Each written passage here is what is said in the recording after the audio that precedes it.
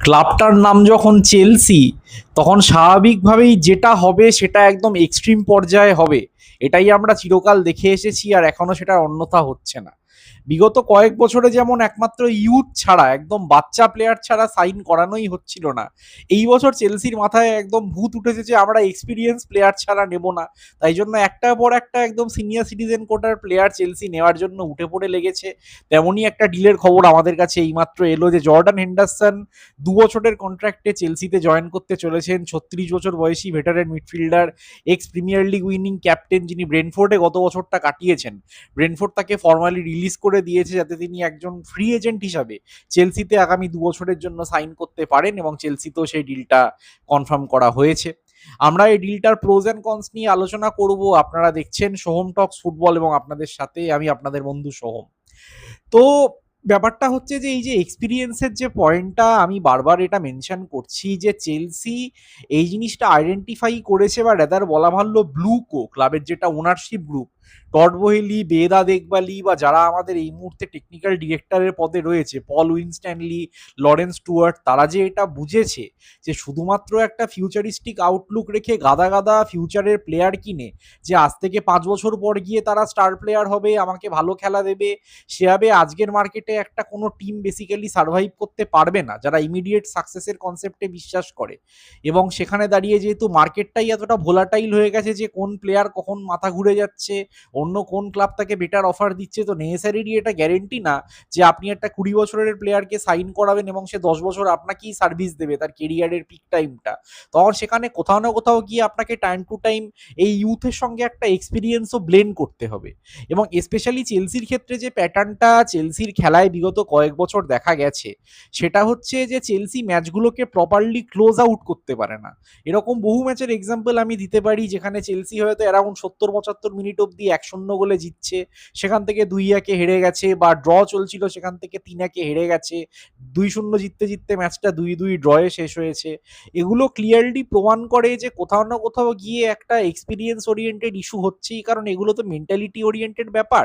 সেখানে মাঠের মধ্যে যদি এমন কিছু কাম হেড থাকে, কিছু লিডারশিপ মেটেরিয়াল থাকে যারা গোটা টিমটাকে আর কি মাথা ঠান্ডা করে ভাবতে সাহায্য করবে, এবং they will also lead the team by example, মানে তারা নিজেরাই আর কি তাদের খেলার মধ্যে দিয়ে টিমকে গাইড করবে, সেরকম পার্সোনালিটি চেলসি অ্যাড করার কথা ভাবছে। তাই জন্যই জাভি আলোনসো আসার পর থেকে যেরকম ভাবে একটার পর একটা রিউমার আমরা দেখতে পেয়েছি, জন স্টোনসকে সেন্টার ব্যাকে তিনি নিতে চাইছিলেন, যদিও সেই ডিলটা হচ্ছে না।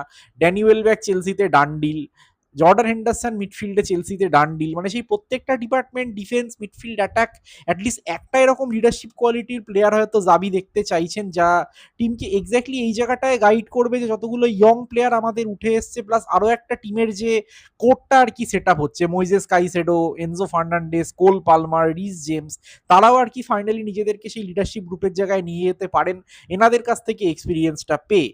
আজকে এই যে প্লেয়ারগুলোকে নেওয়া হচ্ছে, এদের কাউকেই আর কি স্টার্টিং ইয়ের জন্য আর কি নেওয়া হচ্ছে না। মানে এটা কেউই এক্সপেক্ট করছে না যে হেন্ডারসন বলুন বা ওয়েলব্যাক বলুন এরা কেউ week in week out start করবে।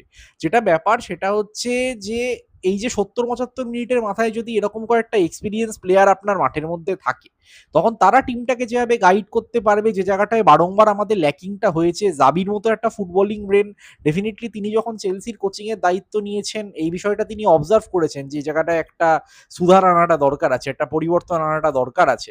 তাই সেই জিনিসটাই তিনি আমার মনে হয় এই সাইনিং গুলোকে কিছুটা ড্রাইভ করছে। প্লাস আপনারা যদি ফুটবলার আলোনসোর কথাও ভাবেন, একটা পার্টিকুলার পয়েন্ট এখানে মাথায় আসে বারবার, যে যে মুহূর্তে তিনি রিয়াল মাদ্রিদ থেকে বায়ার্ন মিউনিখে গেছিলেন অ্যাজ আ প্লেয়ার, তখন কিন্তু আলোনসোর নিজেরই কেরিয়ারের একদম সায়ান্নে তিনি দাঁড়িয়ে আছেন, 33-34 বছর বয়স ছিল।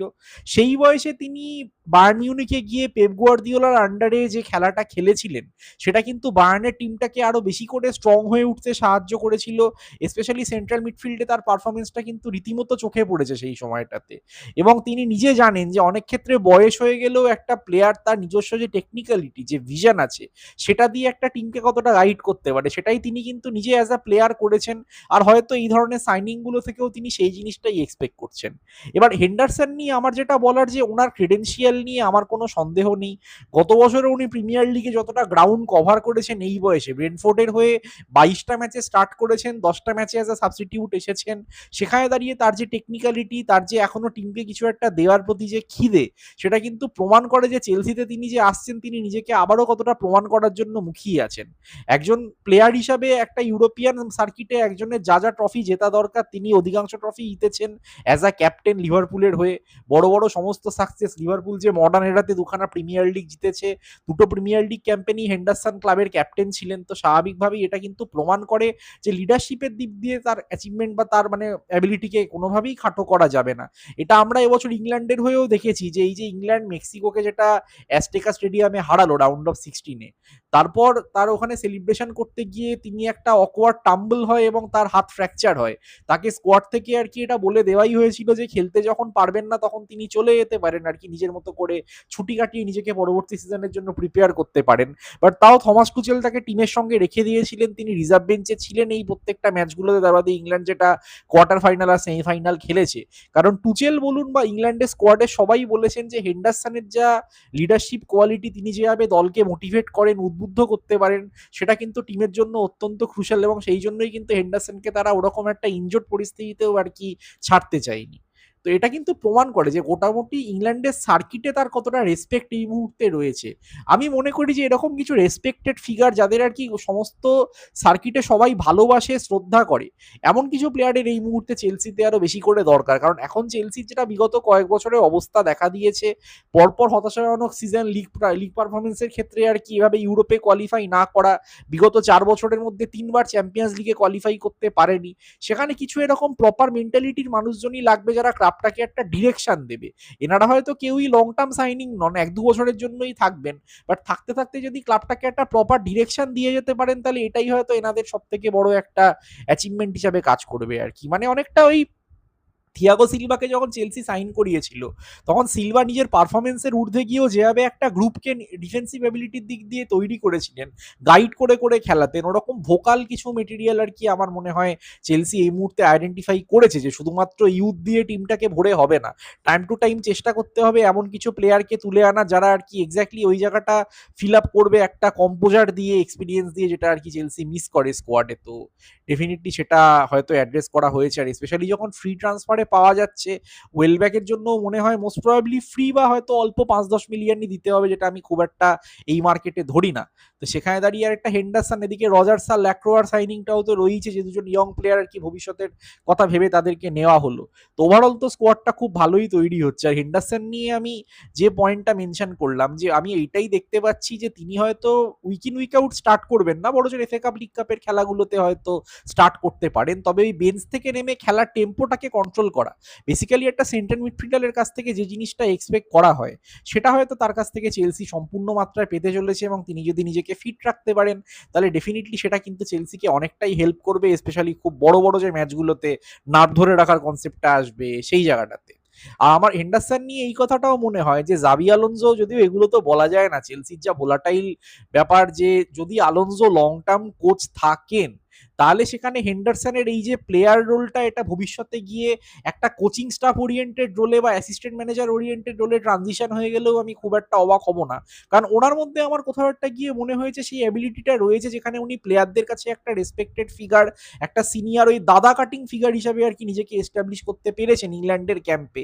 আর চেলসি যদি এরকম একজনকে মানে জাবি আলোনসোর কোচিং স্টাফেও ভবিষ্যতে পায়, প্রোভাইডার আলোনসো যদি লং টার্ম থাকেন, আমি আবারও বলছি চেলসির ক্ষেত্রে এইসব বিষয়ের কোনো গ্যারেন্টি নেই, কিন্তু তাও একটা আমরা অ্যাজাম্পশনই করতে পারি এখানে দাঁড়িয়ে। তো সেখানে আর কি আমার মনে হয় যে এটা একটা ভবিষ্যতের দিকে তাকিয়েও একটা ভালো অ্যাকুইজিশন হতে চলেছে আর কি। তো এটাই আমার ওভারঅল বলার। এবার মিডফিল্ডের অপশনগুলোর কথা যদি ভাবি, কাইসেডো, এবার এদিকে হেন্ডারসন এলেন, এনজো, লাভিয়া, এসুগো, ডেফিনেটলি বেশ কিছু প্লেয়ারকে চেলসি হয়তো রিলিজ করবে। এবার সেখানে দেখতে হবে এই পরিস্থিতিতে যে আরো ফার্দার কি অ্যাডিশন হয়। অ্যালেক্স স্কটের রিউমারটা যেমন শোনা যাচ্ছে বোর্নমাউথ থেকে, অ্যাডাম মর্টনের নামটা তো আমরা অনেকদিন ধরেই লিঙ্ক। তো এই প্লেয়ারগুলোর ক্ষেত্রে সেই বিষয়টা দেখার আছে যে তাদের ট্রান্সফার ফিটার সঙ্গে কতটা চেলসি এই মুহূর্তে এগ্রি করতে পারছে আর তাদেরকে সাইন করাতে পারছে কিনা। এনজো ফার্নান্ডেস ফাইনালি চেলসিতে থাকবেন নাকি বেরোবেন, স্পেশালি ওয়ার্ল্ড কাপে ইংল্যান্ডের সঙ্গে গোল করার পরে তার সেলিব্রেশনটা নিয়ে যে টাইপের কন্ট্রোভার্সি হয়েছে, তাতে চেলসি হয়তো কিছুটা এই মুহূর্তে নেগেটিভ পিয়ারের ভয়ই তাকে আর কি সেল করতে পারে। তিনি নিজেও যেহেতু বেরোতে চাইছিলেন কিছুটা, তো এখন এই দিকটার দিকে আমার নজর থাকবে। তবে সেই মুহূর্তে দাঁড়িয়ে আমার মনে হয় হেন্ডারসনের অ্যাকুইজিশনটা শর্ট টার্ম হিসাবে আর কি খুব ভালো একটা অ্যাকুইজিশন, যেটা চেলসিকে আর কি এই প্রবলেমগুলোর সঙ্গে ডিল করতে সাহায্য করবে আর কি। তো দেখার বিষয়।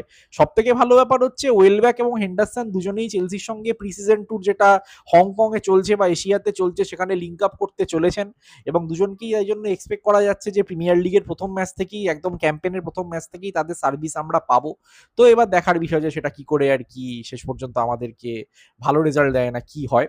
আপনারাও কমেন্টে জানান যে আপনাদের হেন্ডারসনের এই ডিলটা নিয়ে কি মনে হচ্ছে। আপনাদের কি মনে হয় যে চেলসি এখানে সত্যি কথা বলতে গেলে, এই যে প্রথমে গ্র্যানিট জাকার সঙ্গে লিঙ্ক ছিল, এই মুহূর্তে জাকাটাকে নিতে পারলে সেটা চেলসির হেন্ডারসনের থেকে বেটার ডিল হতো, বাট আলটিমেটলি যখন হেন্ডারসন হলো তখন সেখানে দাঁড়িয়ে স্বাভাবিকভাবেই তার কাছ থেকে আপনাদের কি এক্সপেকটেশন থাকবে?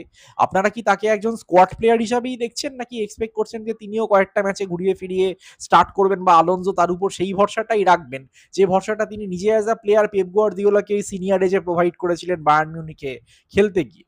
আপনাদের কমেন্টের অপেক্ষায় থাকবো। আপনারা দেখছিলেন সোহম টক্স ফুটবল, যেখানে ফুটবলটাকে শুধু দেখা হয় না, ফুটবলটাকে বাঁচা হয়।